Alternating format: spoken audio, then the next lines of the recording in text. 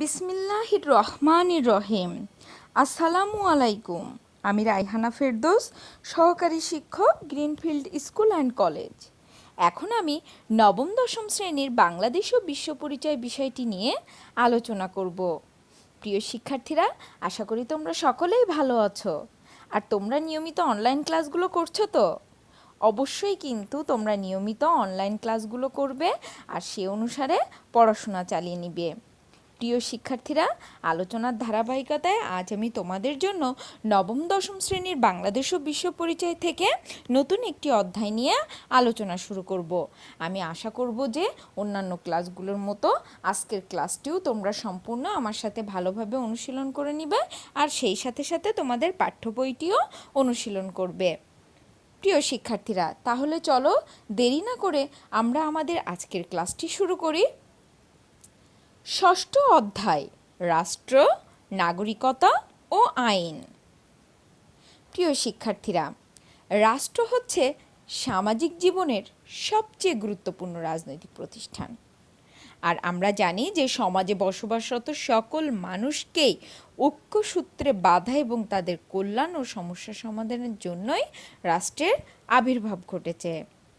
আর সমাজ বিকাশের একটা স্তরে সমাজের মধ্য থেকেই কিন্তু রাষ্ট্রের উৎপত্তি ঘটেছে। আধুনিক রাষ্ট্রবিজ্ঞানীরা আবার রাষ্ট্রকে সার্বজনীন কল্যাণ সাধনকারী এবং মানুষের স্বাধীনতা ও ব্যক্তিত্ব বিকাশের জন্য অপরিহার্য প্রতিষ্ঠান বলে ব্যাখ্যা করেছেন। প্রিয় শিক্ষার্থীরা, রাষ্ট্র হলো নাগরিকদের জন্যই। তো প্রিয় শিক্ষার্থীরা, এই অধ্যায়টিতে মূলত রাষ্ট্রের নাগরিকতা এবং আইন সম্পর্কে বিভিন্ন তথ্য বলে আমরা জানব। তো এখন আমি শুরু করব রাষ্ট্রের ধারণা দিয়ে। শুরুতেই আমি তোমাদেরকে রাষ্ট্র সম্পর্কে ধারণা দিতে চাই। আসলে প্রত্যেক মানুষ কিন্তু কোনো না কোনো রাষ্ট্রে বসবাস করে, হঠাৎ করে কোনো রাষ্ট্রের উৎপত্তি হয়নি। আর আদিম মানুষ প্রথমে গোত্রভিত্তিক বসবাস করত। সময়ের পরিবর্তনে এক সময় রাষ্ট্রের উৎপত্তি হয়েছে, আর অর্থাৎ মানুষই কিন্তু রাষ্ট্রের সৃষ্টি করে। তাহলে এখন তোমরা লক্ষ্য করো যে রাষ্ট্রে বসবাসকারী প্রত্যেক নাগরিকেরই রাষ্ট্রের নিয়মকানুন মেনে চলতে হয়। রাষ্ট্রে বসবাসকারী জনগণকে ওই রাষ্ট্রের নাগরিক বলা হয়। আর নাগরিকদের সুষ্ঠু সুন্দরভাবে বাঁচার জন্য রাষ্ট্র অনেক কাজ করে থাকে। তাহলে এই অংশটিতে আমরা এটা বুঝলাম যে রাষ্ট্রের যে নাগরিকরা বসবাস করে, রাষ্ট্রে বসবাসকারী যে জনগণরা থাকে, সেই রাষ্ট্রে বসবাসকারী জনগণই হলো রাষ্ট্রের নাগরিক। আর সুষ্ঠু ও সুন্দরভাবে বেঁচে থাকার জন্য নাগরিকদের রাষ্ট্র অনেক কাজ করে থাকে। এরপরে লক্ষ্য করো, রাষ্ট্রবিজ্ঞানী ও রাজনৈতিক তত্ত্ববিদরা রাষ্ট্রকে বিভিন্নভাবে সংজ্ঞায়িত করেছেন। দেখো, অ্যারিস্টটলের মতে স্বয়ংসম্পূর্ণ জীবনযাপনের জন্য কতিপয় পরিবার ও গ্রামের সমন্বয়ে গঠিত সংগঠনই রাষ্ট্র। তারপরে দেখো, রাষ্ট্রবিজ্ঞানী আর.এম. ম্যাকাইভারের মতে রাষ্ট্র হচ্ছে সরকার কর্তৃক প্রণীত আইন দ্বারা পরিচালিত একটি সংগঠন, যার কর্তৃত্বমূলক ক্ষমতা রয়েছে এবং যা নির্দিষ্ট ভূখণ্ডে বসবাসকারী অধিবাসীদের উপর বলবৎ হয়। এরপর দেখো, অধ্যাপক গার্নার রাষ্ট্রের সবচেয়ে সুস্পষ্ট ও পূর্ণাঙ্গ সংজ্ঞা দিয়েছেন। তিনি বলেন, রাষ্ট্র হলো বহু সংখ্যক ব্যক্তি নিয়ে গঠিত এমন এক জনসমাজ যার নির্দিষ্ট ভূখণ্ডে স্থায়ীভাবে বসবাস করে, যা বহির্শক্তির নিয়ন্ত্রণ হতে মুক্ত এবং যাদের একটি সুসংগঠিত সরকার আছে, যে সরকারের প্রতি ওই জনসমাজ স্বভাবতই অনুগত। তো প্রিয় শিক্ষার্থীরা, এরপরে আমরা যদি রাষ্ট্রের একটি সাধারণ সংজ্ঞা প্রয়োগ করি, তাহলে আমরা এইভাবে বলতে পারি। দেখো, সুতরাং আমরা বলতে পারি রাষ্ট্র হলো একটি ভূখণ্ড ভিত্তিক সমাজ বিশেষ, যার সংগঠিত সরকার ও জনসমষ্টি রয়েছে এবং যার নিজস্ব ভৌগোলিক এলাকার মধ্যে অন্যান্য সকল প্রতিষ্ঠানের উপর সার্বভৌম ক্ষমতা প্রতিষ্ঠিত আছে। হ্যালো প্রিয় শিক্ষার্থীরা, আমি তোমাদের জন্য রাষ্ট্রের এই সাধারণ সংজ্ঞাটি আরেকবার বলছি, তোমরা মনোযোগ দিয়ে শোনো। যে রাষ্ট্র হচ্ছে একটি ভূখণ্ড বিশিষ্ট সমাজ বিশেষ যার সংগঠিত সরকার ও জনসমষ্টি রয়েছে এবং যার নিজস্ব ভৌগোলিক এলাকার মধ্যে অন্যান্য সকল প্রতিষ্ঠানের উপর সার্বভৌম ক্ষমতা প্রতিষ্ঠিত আছে। এরপর লক্ষ্য করো রাষ্ট্রের উপাদান। হ্যাঁ প্রিয় শিক্ষার্থীরা, রাষ্ট্রের ধারণা ব্যাখ্যা করলে আমরা কিন্তু রাষ্ট্রের 4টি উপাদান দেখতে পাই, যথা জনসমষ্টি, নির্দিষ্ট ভূখণ্ড, সরকার ও সার্বভৌমত্ব। আর প্রত্যেক রাষ্ট্রই কিন্তু এই 4টি উপাদানের সমন্বয়ে গঠিত। তো প্রিয় শিক্ষার্থীরা, আমরা এখন চলো রাষ্ট্রের এই 4টি উপাদান সম্পর্কে জেনে নিই। শুরুতেই লক্ষ্য করো জনসমষ্টি। রাষ্ট্রের প্রাথমিক উপাদান হচ্ছে কিন্তু জনসমষ্টি। জনসমষ্টি বলতে রাজনৈতিকভাবে সংগঠিত জনগণকে বোঝায়, আর রাষ্ট্র গঠনের জন্য জনসমষ্টি একান্ত অপরিহার্য। জনসমষ্টির ঐক্যবদ্ধ হওয়ার ইচ্ছা এবং পারস্পরিক সম্পর্ক হতেই রাষ্ট্রের উদ্ভব হয়েছে। তবে রাষ্ট্র গঠনের জন্য জনসংখ্যা কত হবে তার কোনো ধরাবাঁধা নিয়ম নেই। এরপর লক্ষ্য করো যে আসলে রাজনৈতিকভাবে রাষ্ট্রের জনসংখ্যা কিন্তু কয়েক কোটিও হতে পারে, আবার কয়েক হাজারও হতে পারে। আর প্রিয় শিক্ষার্থীরা, তোমরা জানো যে গণচীন আর ভারতের জনসংখ্যা কিন্তু 100 কোটির উপরে। আবার অন্যদিকে যদি আমরা লক্ষ্য করি, দেখব যে সান মেরিনো ও মোনাকো এই দুটি ক্ষুদ্র রাষ্ট্রের জনসংখ্যা যথাক্রমে 33,225 জন ও 38,000। আর এই তথ্যটি হচ্ছে 2016 সালের হিসাব অনুযায়ী। তো প্রিয় শিক্ষার্থীরা, জনসমষ্টি রাষ্ট্রের কিন্তু একটি অন্যতম গুরুত্বপূর্ণ উপাদান, আর এই জনসমষ্টি ছাড়া কিন্তু রাষ্ট্র গঠন হওয়া সম্ভব নয়। তবে রাষ্ট্র গঠনের জন্য জনসংখ্যা কত হবে তার কোনো ধরাবাঁধা নিয়ম নেই, অর্থাৎ যে কোনো জনসংখ্যা একটি রাষ্ট্রে হতে পারে। এরপর লক্ষ্য করো নির্দিষ্ট ভূখণ্ড। নির্দিষ্ট ভূখণ্ড হচ্ছে রাষ্ট্রের অপরিহার্য দ্বিতীয় উপাদান। প্রত্যেক রাষ্ট্রই একটি নির্দিষ্ট ভৌগোলিক সীমারেখা দ্বারা পরিবেষ্টিত। আর ভূখণ্ড বলতে কিন্তু স্থলভাগ, সমুদ্রসীমা আর আকাশসীমাকেও বোঝায়। রাষ্ট্রের জনগণের বসবাসের জন্য নির্দিষ্ট ভূখণ্ডের উপর নিয়ন্ত্রণ আবশ্যক। আর জনসমষ্টি ঐক্যবদ্ধ হয়ে জাতীয়তাবাদী আন্দোলন, সংগ্রাম ও যুদ্ধের মাধ্যমে অথবা সাংবিধানিকভাবে নির্দিষ্ট ভূখণ্ডের উপর নিয়ন্ত্রণ প্রতিষ্ঠা করে। প্রতিটি রাষ্ট্রই ভূখণ্ডের সীমানা কেন্দ্রিক নিরাপত্তা বেষ্টনী গড়ে তোলে। আর প্রিয় শিক্ষার্থীরা, তোমরা জেনে রাখো যে একটি ভূখণ্ড কিন্তু বড়ও হতে পারে, আবার ছোটও হতে পারে।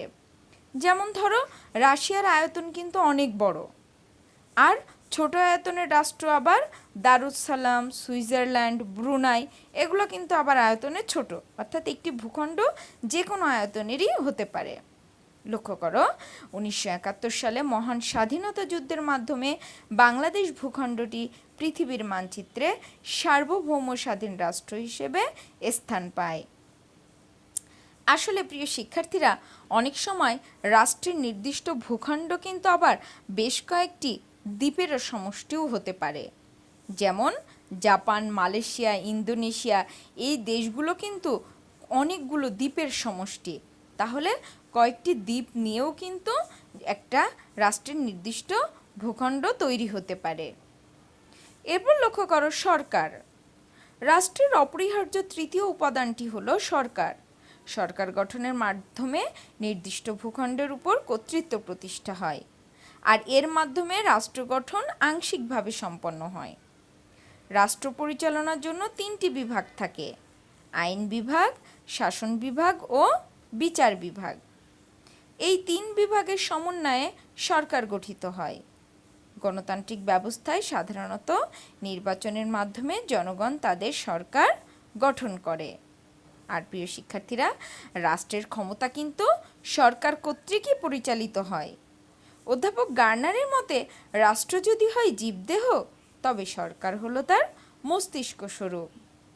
তো এখানে তোমরা মনে রেখো যে আসলে সরকার পদ্ধতি কিন্তু বিভিন্ন রাষ্ট্রে বিভিন্ন হতে পারে। আসলে সরকার বলতে ব্যাপক অর্থে শাসক গোষ্ঠীর সকলকে বোঝায়, যারা প্রত্যক্ষ এবং পরোক্ষভাবে রাষ্ট্রীয় ক্ষমতা পরিচালনায় অংশগ্রহণ করে। আর প্রিয় শিক্ষার্থীরা, এই সরকার কিন্তু রাষ্ট্র গঠনের অপরিহার্য তৃতীয় উপাদান। আর এই সরকার গঠনের মাধ্যমেই কিন্তু নির্দিষ্ট ভূখণ্ডের উপর কর্তৃত্ব প্রতিষ্ঠা করা সম্ভব হয়। এরপরে লক্ষ্য করো সার্বভৌমত্ব। রাষ্ট্র গঠনের মুখ্য উপাদান হচ্ছে সার্বভৌমত্ব বা সার্বভৌমিকতা। সার্বভৌম শব্দ দ্বারা চরম ও চূড়ান্ত ক্ষমতাকে বোঝায়। আর সার্বভৌমত্ব প্রতিষ্ঠার মাধ্যমে রাষ্ট্রের গঠন কিন্তু পূর্ণতা পায়। এ ক্ষমতা রাষ্ট্রকে অন্যান্য সংস্থা থেকেও পৃথক করে। আর সার্বভৌমত্ব হচ্ছে রাষ্ট্রের ওই বৈশিষ্ট্য যার ফলে নিজের ইচ্ছা ছাড়া অন্য কোনো প্রকার ইচ্ছার দ্বারা রাষ্ট্র আইনসঙ্গতভাবে আবদ্ধ নয়। প্রত্যেক সমাজ ব্যবস্থায় চূড়ান্ত ক্ষমতা কার্যকর করার জন্য একটি মাত্র কেন্দ্রীয় কর্তৃপক্ষ থাকবে, আর এই ক্ষমতাই হলো সার্বভৌম ক্ষমতা। প্রিয় শিক্ষার্থীরা, এই সার্বভৌমের কিন্তু আদর্শ আছে, আর এই সার্বভৌমের আদর্শটাকেই কিন্তু আইন বলে। আর সার্বভৌমের এই আদর্শ বা আইন রাষ্ট্রের সকলেই মানতে বাধ্য। লক্ষ্য করো, সার্বভৌম ক্ষমতার অভ্যন্তরীণ ও বাহ্যিক দুটি দিক রয়েছে। অভ্যন্তরীণ ক্ষমতা প্রয়োগের মধ্য দিয়ে রাষ্ট্রের মধ্যকার সকল ব্যক্তি ও প্রতিষ্ঠানের উপর রাষ্ট্রের কর্তৃত্ব প্রতিষ্ঠা পায়। এই সার্বভৌম ক্ষমতার ঊর্ধ্বে কোনো কর্তৃপক্ষ নেই। বাহ্যিক সার্বভৌমত্বের অর্থ হল রাষ্ট্র আন্তর্জাতিক ক্ষেত্রে বহির্শক্তির নিয়ন্ত্রণ ও হস্তক্ষেপ মুক্ত থাকবে। প্রিয় শিক্ষার্থীরা, কেবল জনসমষ্টি, নির্দিষ্ট ভূখণ্ড ও সরকার থাকা সত্ত্বেও কিন্তু একটি দেশের সার্বভৌমত্ব ক্ষমতা না থাকলে সেটি কিন্তু রাষ্ট্র হিসেবে বিবেচিত হবে না।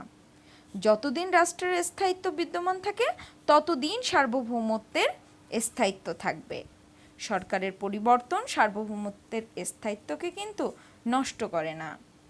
তাই প্রিয় শিক্ষার্থীরা, তোমরা মনে রেখো যে জনসমষ্টি, নির্দিষ্ট ভূখণ্ড, সরকার এবং সার্বভৌমত্ব এই চারটি উপাদানের সমন্বয়ে রাষ্ট্র গঠিত হয়, কিন্তু এর যে কোনো একটি উপাদান না হলে রাষ্ট্র গঠিত হতে পারে না। এখন আমি রাষ্ট্রের কার্যাবলী নিয়ে তোমাদের জন্য আলোচনা করব। প্রিয় শিক্ষার্থীরা, বিশ্লেষকদের মতে রাষ্ট্র প্রধানত দুই ধরনের ভূমিকা পালন করে থাকে, যথা নিয়ন্ত্রণমূলক ও কল্যাণমূলক। আর এই দুই ধরনের ভূমিকার ভিত্তিতে আধুনিক রাষ্ট্রের কার্যাবলীকে দুটি শ্রেণীতে ভাগ করা যায়, যেমন অপরিহার্য বা মুখ্য কার্যাবলী এবং কল্যাণমূলক বা ঐচ্ছিক কার্যাবলী। তো প্রিয় শিক্ষার্থীরা, আজ আমি তোমাদের জন্য রাষ্ট্রের অপরিহার্য বা মুখ্য কার্যাবলী নিয়ে আলোচনা তুলে ধরব।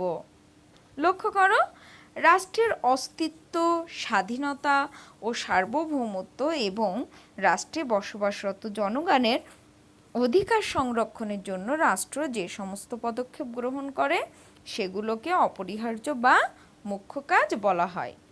আর রাষ্ট্রের অপরিহার্য কাজগুলো হলো নিম্নরূপ। তাহলে প্রিয় শিক্ষার্থীরা, এখানে আমি কি বললাম যে আসলে একটি রাষ্ট্রের অস্তিত্ব, স্বাধীনতা, সার্বভৌমত্ব, রাষ্ট্রে বসবাসরত জনগণের অধিকার, এগুলো সংরক্ষণের জন্য রাষ্ট্র বিভিন্ন ধরনের পদক্ষেপ গ্রহণ করতে পারে। তো রাষ্ট্র এসব ক্ষেত্রে যে পদক্ষেপগুলো গ্রহণ করে সেগুলোকে একটি রাষ্ট্রের অপরিহার্য বা মুখ্য কাজ বলা হয়। আর রাষ্ট্রের অপরিহার্য কাজগুলো হলো, দেখো, শুরুতেই 1 নাম্বার, আর.এম. ম্যাকাইভার তার দ্য মডার্ন স্টেট গ্রন্থে বলেছেন, আইন শৃঙ্খলা রক্ষা করা রাষ্ট্রের প্রাথমিক কাজ বা দায়িত্ব। শিক্ষার্থীরা, এক্ষেত্রে তোমরা লক্ষ্য করো যে আসলে নাগরিকদের জীবন ও সম্পত্তির নিরাপত্তা এবং ব্যক্তি স্বাধীনতা রক্ষার নিশ্চয়তা থেকে কিন্তু রাষ্ট্র নামক সংগঠনের সৃষ্টি হয়। জনসাধারণকে আইন মেনে চলতে বাধ্য করা, শান্তি ভঙ্গকারীদের শাস্তির বিধান করা, সামগ্রিক অভ্যন্তরীণ শান্তি শৃঙ্খলা বজায় রাখা, এগুলো কিন্তু একটি রাষ্ট্রের প্রধান কাজ। আর এই লক্ষ্যেই কিন্তু রাষ্ট্র স্থানীয়, আঞ্চলিক আর জাতীয় পর্যায়ে রাজনৈতিক কর্তৃত্ব প্রতিষ্ঠা করে থাকে। রাষ্ট্র আইন শৃঙ্খলা রক্ষার্থে পুলিশ ও অন্যান্য আধা সামরিক বাহিনীও গড়ে তোলে।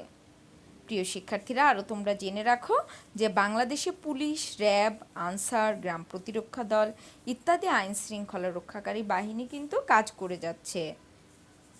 এরপরে দেখো 2, জাতীয় নিরাপত্তা, স্বাধীনতা ও সার্বভৌমত্ব রক্ষা করা রাষ্ট্রের আরেকটি অপরিহার্য কাজ। আমি আবার বলছি 2, জাতীয় নিরাপত্তা, স্বাধীনতা ও সার্বভৌমত্ব রক্ষা করা রাষ্ট্রের আরেকটি অপরিহার্য কাজ। হ্যাঁ প্রিয় শিক্ষার্থীরা, একটি দেশের ভৌগোলিক অখণ্ডতা এবং বৈদেশিক আক্রমণ থেকে দেশ রক্ষার জন্য প্রতিরক্ষা বাহিনী গঠন ও পরিচালনা এটি কিন্তু রাষ্ট্রের একটি অপরিহার্য দায়িত্ব। আর আধুনিককালে প্রতিটি স্বাধীন রাষ্ট্রই কিন্তু শক্তিশালী প্রতিরক্ষা বাহিনী গড়ে তুলেছে।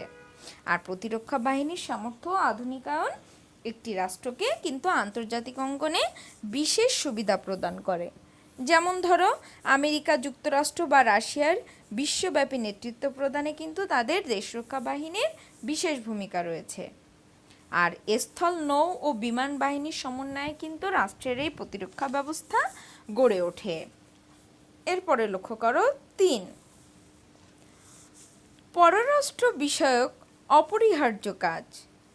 সুপ্রিয় শিক্ষার্থীরা, এক্ষেত্রে তোমরা লক্ষ্য করো যে আসলে আন্তর্জাতিক অঙ্গনে রাষ্ট্রকে পরিচিত করা, রাষ্ট্রের ভূখণ্ডে অবস্থিত সম্পদের উপর দাবি প্রতিষ্ঠিত করা, আর অন্যান্য রাষ্ট্রের সাথে কূটনৈতিক সম্পর্ক স্থাপন, বিভিন্ন চুক্তি সম্পাদন, আঞ্চলিক কোর্ট গঠন, বহির্বিশ্বে অর্থনৈতিক বাজার সৃষ্টি ও সম্প্রসারণ, বিদেশে অবস্থানরত দেশের নাগরিকদের নিরাপত্তা ও সেবা প্রদান ইত্যাদি সব কিছুই কিন্তু একটি রাষ্ট্রের পররাষ্ট্র বিষয়ক কাজ। আর এই পররাষ্ট্র বিষয়ক কার্যাবলীগুলো সম্পাদন করা একটি রাষ্ট্রের মুখ্য কার্যাবলী। এরপরে লক্ষ্য করো 4, আইন প্রণয়ন, আইনের শাসন ও ন্যায় বিচার প্রতিষ্ঠা করা রাষ্ট্রের মৌলিক কাজ। হ্যাঁ শিক্ষার্থীরা, আসলে রাষ্ট্রের আইনসভা ও পার্লামেন্টের মাধ্যমে কিন্তু একটি রাষ্ট্রে আইন প্রণীত হয়। আর তোমরা জানো যে দেশের প্রধান বিচারপতির নেতৃত্বে judicial council, supreme court, high court, জজ কোর্ট প্রভৃতি বিচারালয়ের মাধ্যমে কিন্তু দেশের সুষ্ঠু বিচার ব্যবস্থা গড়ে তোলা রাষ্ট্রের অপরিহার্য অর্থাৎ আবশ্যিক কাজের মধ্যে পড়ে। আর তাই আইন প্রণয়ন, আইনের শাসন ও ন্যায় বিচার প্রতিষ্ঠা করা অবশ্যই একটি রাষ্ট্রের মৌলিক কাজ। এরপরে দেখো 5, প্রশাসনিক কাঠামো পরিচালনা করা রাষ্ট্রের বাধ্যতামূলক দায়িত্ব।